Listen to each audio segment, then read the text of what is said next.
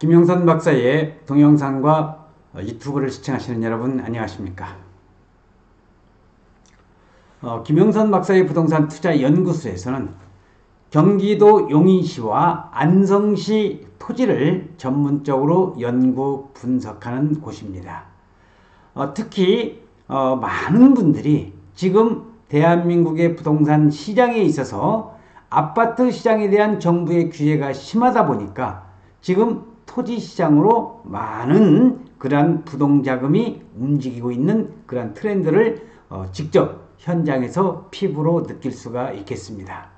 어쨌든지 간에 토지라고 하는 것은, 땅이라고 하는 것은 절대로 우리 인간들을 속이지 않는, 땅은 거짓말하지 않습니다. 그래서 오늘 땅에 관련된 내용 중에서 그러면은 땅을 사두기만 하면은 돈이 될 것인가?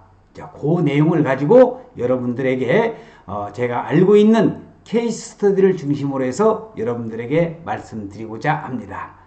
자, 땅은 사두기만 하면 돈이 될까? 자, 땅을 사두기만 하면 오를까 하는 주제를 가지고 중소기업에 다니는 승기 씨가 있습니다. 46세인데 이 승기 씨는 몇 년 후에는 도시 생활을 접고 귀농을 한다고 합니다. 그래서 땅을 매입해서 전원주택을 짓고 저 푸른 초원 위에 님과 함께 같이 살려고 하는 이런 전원주택을 꿈꾸고 있는데, 이 전원주택만 가지고는 안 되니까 그 옆에 땅에 식용작물과 약초 재배를 할 생각을 가지고 있습니다.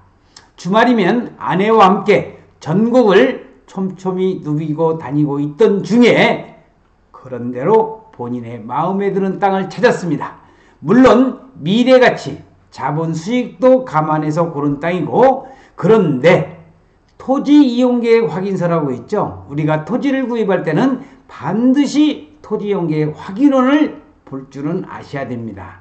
제가 누차 이 강의를 할 때에 일반적인 투자자들은 부동산에 대해서 너무 많은 것을 알려고 하지 말라는 내용도 있습니다. 너무 많은 것을 알려고 하면요, 또 너무 많은 것을 알면은 대한민국에 살 땅 하나도 없습니다. 그래서 이 공법적인 이용 제한이라든지 규제라든지 또 여러 가지 관련된 인허가, 이런 문제는 전문가 또는 멘토한테 어느 정도 자문을 구하시고, 일반적인 투자자들께서는 토지 이용계획 확인원 정도는 볼 줄 알면 되겠습니다. 그래서 토지 이용계획 확인서를 보니까 이 확인서에는 자연녹지 지역 및 군사시설보호구로 표시가 되어 있었습니다. 공인중개사 이야기로는 전원주택을 짓는 데는 아무런 문제가 없다고 합니다. 맞습니다. 아무런 문제는 없습니다. 단지 그게 이제 활용 용도로서, 특히 군사시설 보호구역 같은 경우는 군부대의 허가를 받아야 된다는 그런 좀 제한적인 사항이 있을 뿐이지, 그렇다고 해서 못 짓는 것은 아니라는 거 말씀드리고 싶습니다. 그래서 사두기만 하면 시세 차익도 짭짤할 것이라고 했고요. 자연녹지 지역과 군사시설보호구역 무엇이며 정말 미래가치가 있는 땅인지 그것이 궁금하고, 또 사놓기만 하면 돈이 될 것인가 하는 그런 내용이 되겠습니다. 자, 퀘스천에 대한 그러한 이제 솔루션, 답입니다. 자, 우리나라 땅의 용도지역은 크게 도시지역과 관리지역, 농림지역, 자연환경 보전지역으로 구분이 되어 있는데, 그 중에서도 돈이 되고 있는 좀 비싼 땅이라고는 도시지역은 주거지역이냐, 상업지역이냐, 공업지역이냐, 녹지지역이냐, 이렇게 구분이 됩니다. 이 중에서 오늘 주제에 있어서 녹지지역이라고 자연녹지라고 나와 있는데, 녹지지역은 또 세 가지로 구분이 됩니다. 자, 이 녹지지역은 개발보다는 보전의 무게를 둔 땅으로서 첫 번째 자연녹지냐, 생산녹지냐, 보전녹지 지역으로 세분화되어 있습니다. 자, 여기에 그림이 잘 나와 있네요. 자, 우리는 도시지역 모임이다 해서 이 도시지역은 이렇게 네 가지로 나눕니다. 가장 비싼 땅, 누가 뭐라고 해도 상업지역이죠. 그 다음에 이제 주거지역, 자, 그 다음에 공업지역, 그 다음에 오늘 공부하자고는 녹지지역, 이렇게 도시지역이 있고요. 이 용도지역의 4개 중에 이제 첫 번째가 도시지역이고, 두 번째는 여기 나와 있는 관리지역이 되겠습니다. 그래서 관리는 이제 생산관리, 보존관리, 투자자들이 많은 것을 찾고 있는 개입관리 지역이 있고요. 그 다음에 농림지역이 있습니다. 농사를 짓는 땅입니다. 그래서 농림지역은 종전에 국토이용관리법, 국토계획 및 이용에 관한 법률이 생기기 이전에 70년대, 80년대에 국토이용관리법이 있었는데 국토이용관리법 당시에 이 농림지역은 개입관리, 절대농지냐 상대농지냐 이렇게 구분을 했었는데 제가 방송에서 누차 얘기를 했듯이 이제 절대농지 상대농지는 없어졌습니다. 그래서 국토계획 및 이용에 관한 법률에서 절대농지는 농업진흥구역, 상대 농지는 농업보호구역으로 바뀌었다는 것 알아두시고 그 다음에 말 그 자체로 자연환경을 보존하기 위한 자연환경 보존지역. 그래서 다시 한번 말씀드리지만 우리가 땅 투자를 할 때 여기까지는 우리가 아무리 공부를 하지 않나 할지라도 서울의 강남의 복부인도 요 정도는 알고 있다는 겁니다. 다시 한번 국토계획 및 이용에 관한 법률에서 4개의 용도지역이 있는데 자, 첫 번째 나와 있는 도시지역, 두 번째 관리지역, 세 번째 농림지역, 네 번째 자연환경 보존지역. 근데 오늘 공부하는 땅은 바로 이 녹지지역 중에서도 자연녹지, 생산녹지, 보존녹지 중에서 자연녹지로 되어 있다는 것을 여러분에게 말씀드리고 싶습니다. 자, 자연녹지지역은 녹지지역 중에 하나입니다. 자연환경을 비롯해서 다세대 및 다가구 주택까지도 지을 수 있는데 그러면은 당연히 전원주택도 신축할 수가 있지만 딱 이게 걸림돌이죠. 건폐율입니다. 건폐율 20%와 용적률 50에서 100%. 이것은 이제 시도 조례에 따라서 조금씩 차이가 있다는 것 참고적으로 알아두시고요. 자, 그러면 자연녹지 지역은 도시가 성장하는 경우 주거지역 등으로 용도지역이 변경될 가능성이 높은 토지가 되겠습니다.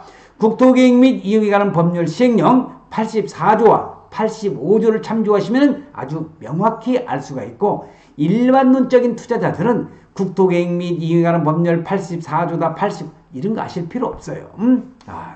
이런 것은 전문가의 몫입니다. 자, 또한 생산녹지 지역의 경우에도 농업생산시설 이외에는 개발이 제한되는 지역이고 또한 보존녹지 지역은 쾌적한 도심 환경을 위해서 보호되고 있는 땅이라고 생각을 하면 되겠습니다.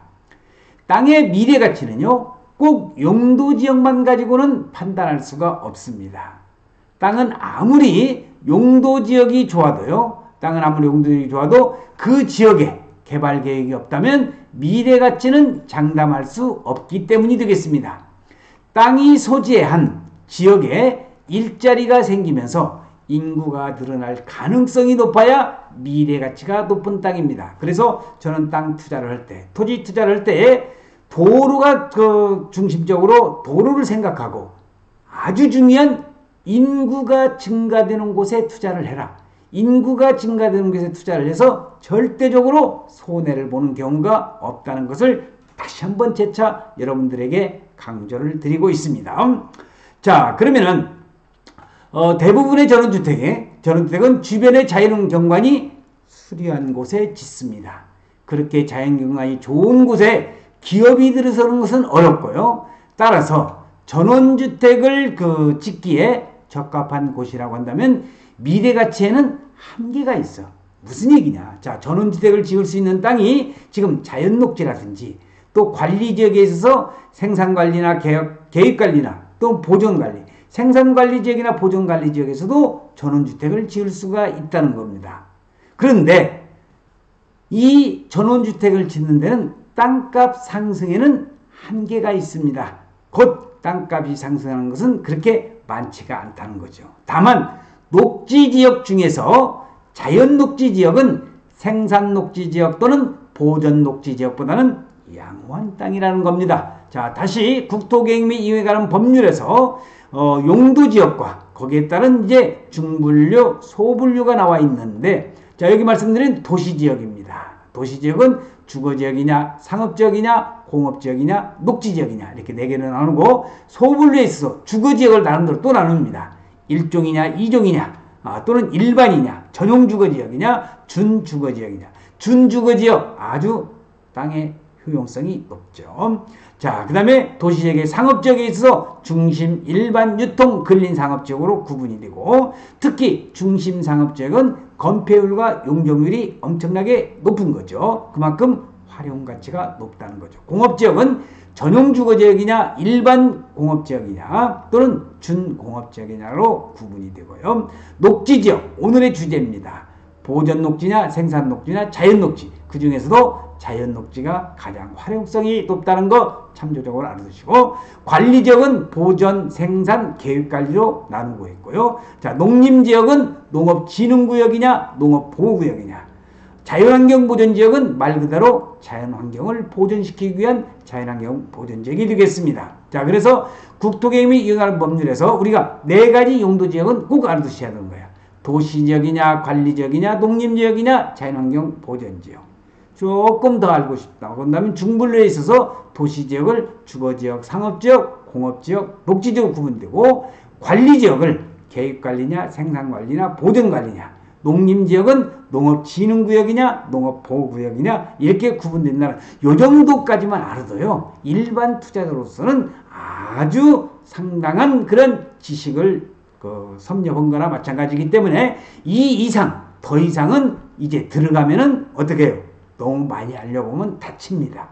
그래서 여기까지만 알아두셔도 일반 투자자들은 충분하다는 것을 말씀을 드리고, 자, 오늘 말씀드리는 자연녹지지역과 그 다음에 군사시설보호구역으로 토지연계획확인원에 승기씨가 매입하려고 하는 땅이 돼 있다고 그러는데, 자, 군사시설보호구역은요 군사시설보호 및 군사작전 그리고 민간인의 안전을 보호하기 위한 지역입니다. 이 지역에는 건축물의 규모나 용도 등이 제한이 되는 경우가 있습니다. 하지만 건축행위가 완전히 금지되는 것은 아닙니다. 관할 군 부대에 허가만 받으면 건축행위는 가능하다는 것을 여러분들에게 말씀을 드리고 싶고요. 자, 김영선 박사의 부동산 투자 연구소에서는 오늘 그런 땅은 사두기만 하면 돈이 되느냐? 아니야, 꼭 그렇지는 않다.